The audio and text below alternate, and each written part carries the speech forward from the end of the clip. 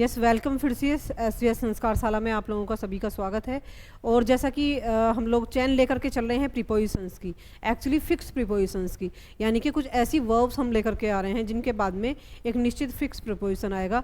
उस क्रम में हम लोग ओ, फॉर, विद आदि प्रीपोजिशन पढ़ चुके हैं। तो जो वर्ब्स होती हैं जिनके जस्ट बाद में उन्हीं का यूज़ करना है। तो आज इसी कड़ी में इसके थर्ड पार्ट में वर्ब्स के प्रीपोजिशन के पार्ट नंबर 3 में हम लोग लेकर के आए हैं।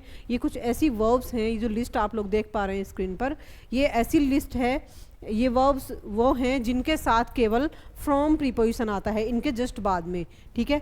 इनके जस्ट बाद में फ्रॉम आता है। एक्चुअली जब आप लोग वॉइस में यूज़ करते हो ना, एक्टिव पैसिव वॉइस पढ़ते हो, तो पैसिव वॉइस में क्या करते हैं हम लोग, जो न्यू ऑब्जेक्ट होता है या फिर सब्जेक्ट को जब ऑब्जेक्ट बना करके सेंटेंस के लास्ट में रखते हैं तो उससे जस्ट पहले आप बाई प्रीपोजिशन यूज़ करते हो। लेकिन अगर वहीं पर पैसिव वॉइस में भी या फिर अदर किसी भी जगह जहाँ भी आप सेंटेंसेस का यूज़ कर रहे हो, तो वहाँ अगर ये वाली वर्ब्स आती हैं और उनके जस्ट बाद आपको कोई भी प्रीपोजिशन लगाना पड़े, क्योंकि पैसिव वॉइस में तो ज़्यादातर बाई का प्रयोग करते हो, तो ऐसी वर्ब्स आ जाती हैं जहाँ पर इन, एट, फॉर, फ्रॉम, विद, इन्हीं निश्चित प्रीपोजिशन का यूज़ किया जाता है। तो उन्हीं में से ये ऐसी छटी हुई वर्ब्स हैं। यहाँ पे मैं आप लोगों के लिए छांट करके ऐसी वर्ब्स लेकर के आई हूँ इसकी लिस्ट, कि अगर ये वाली वर्ब आप यूज़ कर रहे हो तो इनके जस्ट बाद में फ्रॉम ही लगाना है आपको, ना तो बाई का यूज़ करना है अगर पैसिव वॉइस भी बना रहे हो या फिर कोई और भी सेंटेंस बना रहे हो, तो वहाँ पे फ्रॉम के अलावा कोई और प्रीपोजिशन शूट नहीं करेगा। इन वर्ब्स के साथ आपको केवल फ्रॉम प्रीपोजिशन ही यूज़ करना है। अब ये कौन कौन सी वर्ब्स हैं?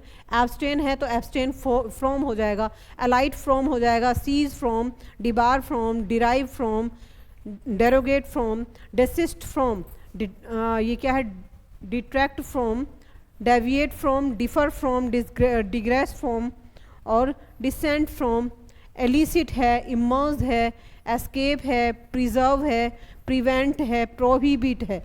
तो ये जितनी भी वर्ब है, इनके अलावा रिकवर है, रिकॉइल है, रेफ्रेन है और एक्सक्लूड है।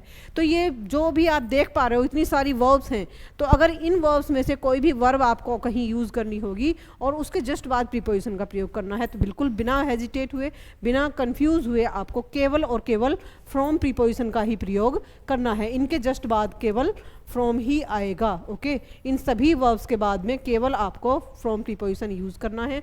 तो इनकी लिस्ट आप बना करके रख सकते हैं, जैसा कि ये थर्ड पार्ट था।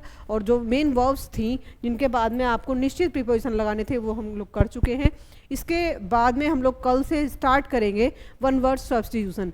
एक्चुअली बहुत सारे एग्जाम्स में ऐसे क्वेश्चंस पूछे जाते हैं, वन वर्ड सब्स्टिट्यूशन सीधे सीधे पूछ लिए जाते हैं, अनेक शब्दों के लिए एक शब्द जिसे आप हिंदी में कहते हैं, तो वो आप कहाँ से करोगे? तो कल से मैं वो वन वर्ड सब्स्टिट्यूशन जो किसी भी एग्जाम्स में पूछे जा सके हैं, चाहे वो बोर्ड एग्जाम्स में 12th वाले में पूछे गए हों या फिर किसी भी जो कॉम्पिटिटिव एग्जाम्स में वन वर्ड सब्स्टिट्यूशन पूछे गए हैं, तो उनकी लिस्ट लेकर के, उनके पार्ट लेकर के हम लोग कल से फिर से आएंगे।